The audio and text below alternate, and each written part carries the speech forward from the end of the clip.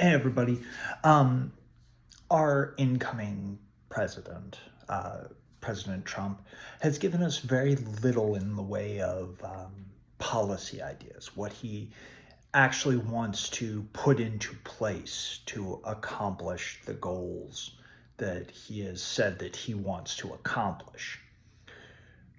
The one thing that we have heard from him routinely is how almost all of our problems are caused by undocumented immigrants, whether it is the high cost of housing or high taxes or no jobs or any of this. High crime he blames on migrants.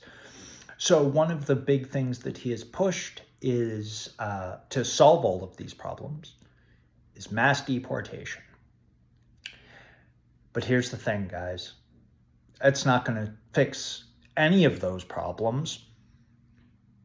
It's going to cause unimaginable pain for the families and for the migrants themselves.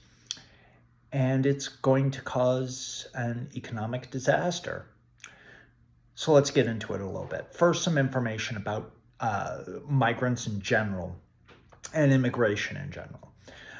Currently, it is estimated that we have about 10.5 to 11 million undocumented immigrants in the United States currently, about 3% of the population. So for all of those people who are talking about like great replacement theory and stuff, it's 3% of our population. 3%. Not enough to sway any elections, like they claim. Not enough to replace white people, like they claim. None of that. 10.5 to 11 million. About 10% of that number are people from Canada and Europe and are overstays. So that's also a ding against his lie that they're all coming up from Mexico. They're not. Also, about 62% of the undocumented migrants in our country didn't even cross the border illegally. They came over here on visas and then just decided to stay when their visa ran out. Of the 38% or so that do cross illegally across the southern border, about 90% of them immediately give themselves up and claim asylum, which means they've gone from being here illegally, crossing the border, to being here legally, because it is a legal reason to cross a border if you are cross our border if you're seeking asylum. So just from that bit of information alone, if undocumented migration is an issue that you are particularly upset about, instead of pushing for mass deportations, we should be pushing for an expansion of our asylum court, because about 80% of people who get through the asylum process get sent back to their country of origin to begin with. And tightening up our controls over visas and visa recipients in our country. Those would both be important steps to try and ease the numbers of undocumented migrants. We could also push for a path to citizenship for the people who have been here, because the asylum process right now takes something like 10 years to get through. So some of these people have been here for years and years and years, building families, building lives. In terms of housing prices, it really has nothing to do with it. Odds are somebody who has come over here as an undocumented migrant probably has a job that is incredibly low paying and is probably under the minimum wage, because employers can get away with that because the people aren't citizens, so they aren't protected by our workers' laws, our worker protections. Probably paying less than minimum wage, potentially living in an apartment with lots of people. There are some, that are lucky enough to have a job and um, or come over maybe on a work visa, have a good paying job, have gotten a home. There are undocumented immigrants who are in successful points in their life, but most of them are not. Most of them are maybe middle class, maybe lower middle class, but certainly not causing a strain on the housing situation. So, because I mean, imagine the role were reversed. Imagine you decided that you had had enough of living in Texas, so you crossed the border into Mexico illegally, just with whatever you can carry. Are you going to have enough cash to buy a house? No, probably not. As to, I did mention the working, because undocumented migrants do work in this country for the most part. I mean, there are some who don't, but there are citizens who don't. That's taking advantage of a system isn't a migrant thing, it's a person thing. Like, people take advantage of systems. Not every citizen is a tax cheat, but some of them are, you know.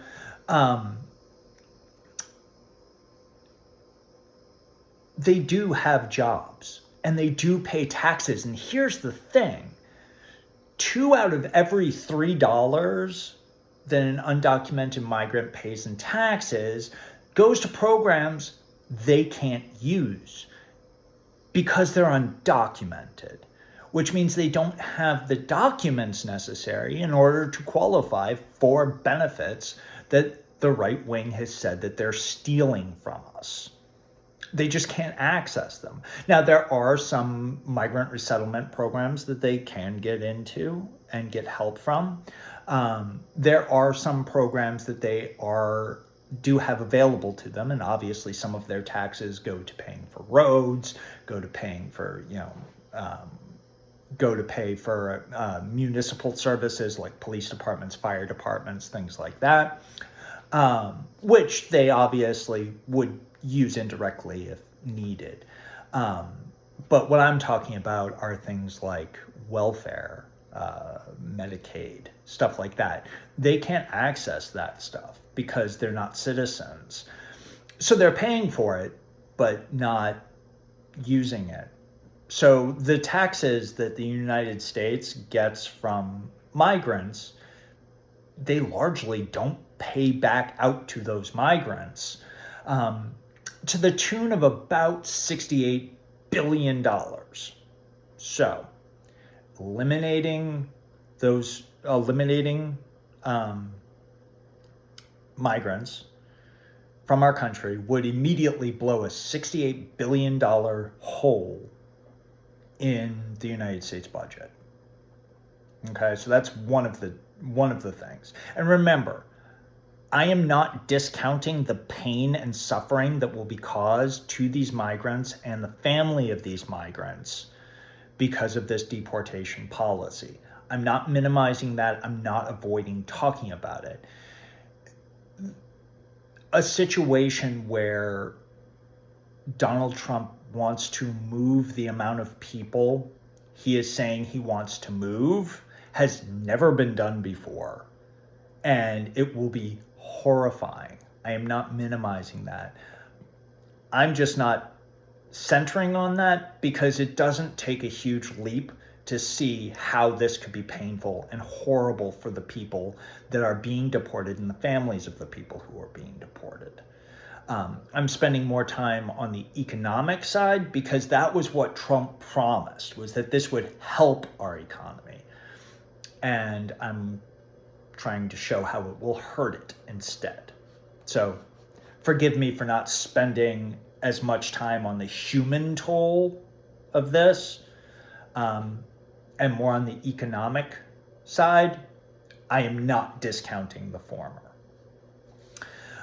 So $68 billion hole in the revenue stream for the United States.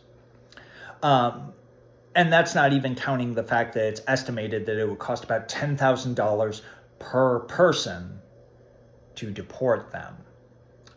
which, looking at the numbers that Trump was hoping to get, is close to $100 billion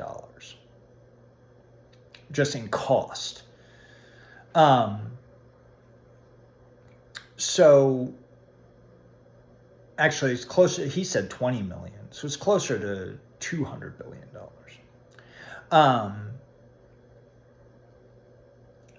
But so we have this hole in the budget. We have the expense. Let's talk about jobs. They're stealing our jobs. They're not, though. They mostly work in jobs that people in the United States don't want to do, and the companies that hire them don't want to pay American citizens to do it. Because here's the thing. Like I said before, migrants aren't protected by worker protections that you and I have. So if I get a job at a Tyson meatpacking plant, they have to pay me minimum wage. They can't make me work more than 40 hours a week without giving me overtime, and they have to let me have at least one day off in any 7-day work stretch. Those are laws that protect me. Those laws do not protect migrants.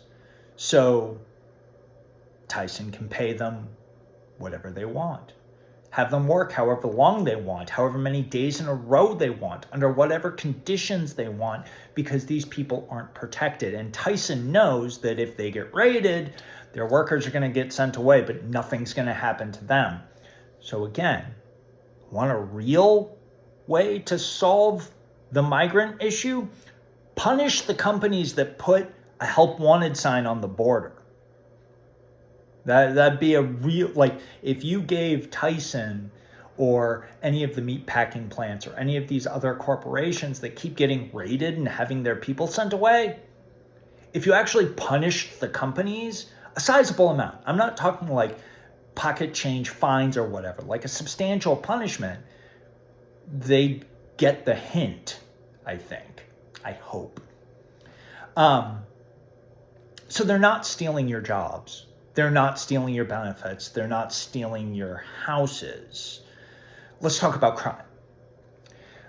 First of all, contrary to what the right has said, violent crime in this nation is not going up. And it's not spiking in blue-controlled sanctuary cities where all the illegal immigrants go to hide out because, them Dems will do anything for the migrants. It's not the case. Across the country, on average, violent crime has been going down. Now, obviously, it's an average for the entire nation. So there are probably places where crime is going up, places where crime has gone wildly down, places where crime has remained completely the same. But on average, it's all gone down.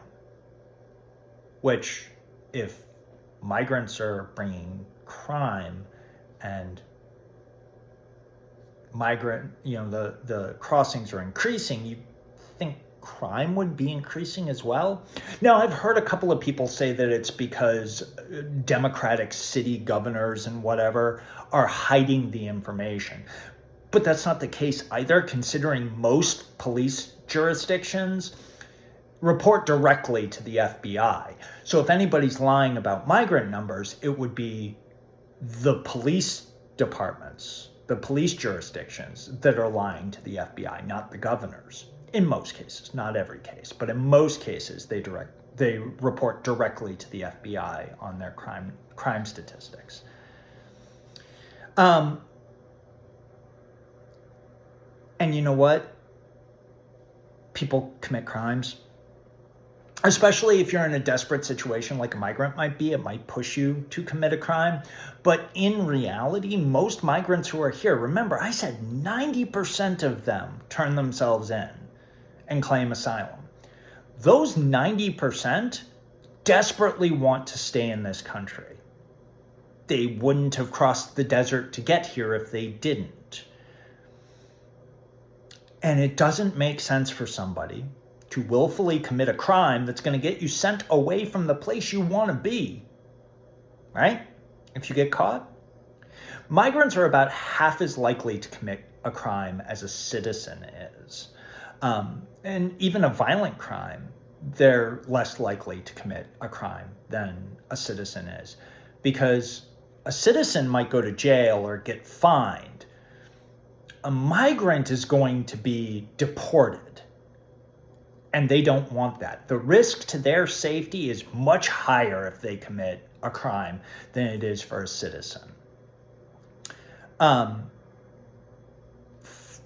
the other thing that they bring up is that they're bringing the drugs, the fentanyl, across the border. That is also a myth. There is probably some who cross the desert with drugs to sell here, but in the mid 80% of all drugs that come into the United States from Mexico come in the cars of American cities crossing through normal ports of entry. Why? Because it makes sense. Much as the drug cartels are horrible and disgusting creatures who ply on the weakness and disease of addicts, they're a business. And just like any business, if you need to get your product to market in order to make money, you are going to find the easiest way to get your product to market to make your money.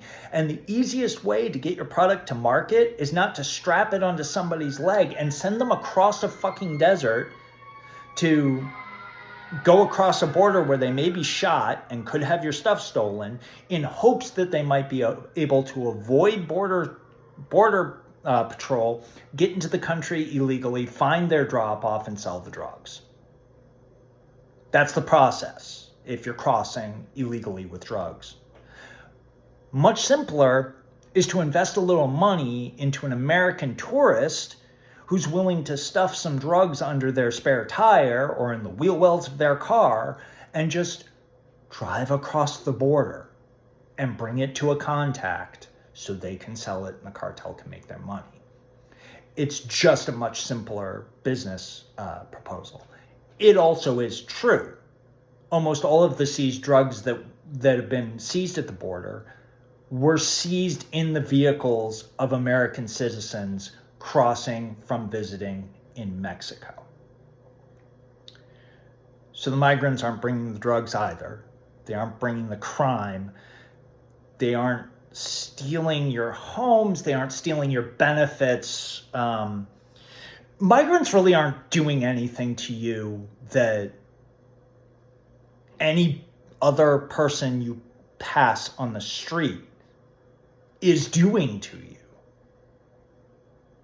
Unless you happen to cross a couple of billionaires. They might be doing more to hurt you than a migrant. But what I'm saying is that migrants really aren't any different than any other person, except they don't have a legal status to be here. So instead of doing deportations, mass deportations like this, which will be costly, painful, and destroy our economy, because, there's the point I forgot to bring up. Do you know where most migrant workers work? I'll give you a couple of seconds to think it over, see if you can come up with it. Do you have an answer? No? Farm work. They mostly work in farm work. The vast majority of illegal migrants work in farm work. And it's one of the reasons why we can keep our produce prices so low, is because, or low-ish. I mean, once it gets into the hands of monopolies and things like that, that all gets messed up. But part of it is that farmers have cheap labor in the form of undocumented migrants who don't have any means to fight for better wages or better hours. They need the job. The farmers give them the job. I mean, that's it, right? So sweeping up all of these migrants and deporting them, it'll open up a bunch of jobs for Americans, but the Americans aren't going to take it. Neither are the farmers. because the farmers know that they're going to have to raise their prices because now they have to pay minimum wage to these farm workers. Right now, farmers have no means of replacing their entire migrant workforce, nor do they have any interest in replacing their entire migrant workforce. But if these deportations go through, you can expect our food prices to skyrocket because more food is going to rot on the vine because we produce way more food than, a small or medium-sized workforce can take care of. You need a massive workforce to take care of our farming needs. And if those workers are replaced by Americans, then back to that old right-wing talking point. Remember, they keep saying that we can't raise minimum wage because it'll make things more expensive. Well, here we're raising from a sub-minimum wage to a minimum wage for a massive workforce. That will cause food prices to go up. Guarantee it. Because farmers are already on the edge. I mean, look what happened during the last Trump administration when he put up all those tariffs and caused that trade war with China and had to essentially take all of the money that the government got from the tariffs and just give it to the farmers because he had completely destroyed the farmers' ability to sell overseas. And they lost a huge amount of money because of that. So all of that money from the tariffs just went to the farmers that were hurt by it. Didn't help our government, didn't ease spending crisis or lower our deficit at all. It just became a subsidy to farmers. Now, I'm game for subsidizing farmers. But let's be honest about it. They wouldn't have needed to subsidize the farmers had they not imposed the tariffs, which they used the revenue from to subsidize the farmers.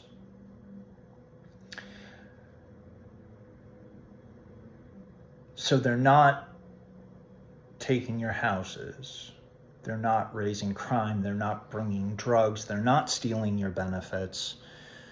And getting rid of them all will ratchet up food prices. But I know. I hear you. He says he just wants to get rid of the criminals. But he's also promised to deport like 20 million people.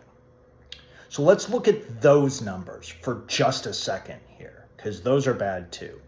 If we look at all of the immigrants who have criminal problems right now, you're looking at about maybe a few 100,000 of them. Now that sounds like a big number, but a few 100,000 is still like 1% or 2% of the actual undocumented migrant numbers here.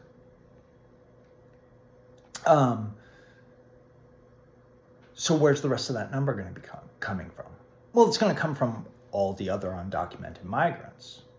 The ones that are working here, the ones that are paying taxes here, the ones that have families here, they're all going to get deported too. But at the beginning of the video, I said we only had about 10.5 to 11 million undocumented immigrants in our country. So that means one thing. The remaining 10 million have got to be citizens. If they want to hit that number and tell people that they're doing what they need to do, they're going to have to deport 10 million citizens. That's the entire population of the state of Michigan, where I am sitting right now.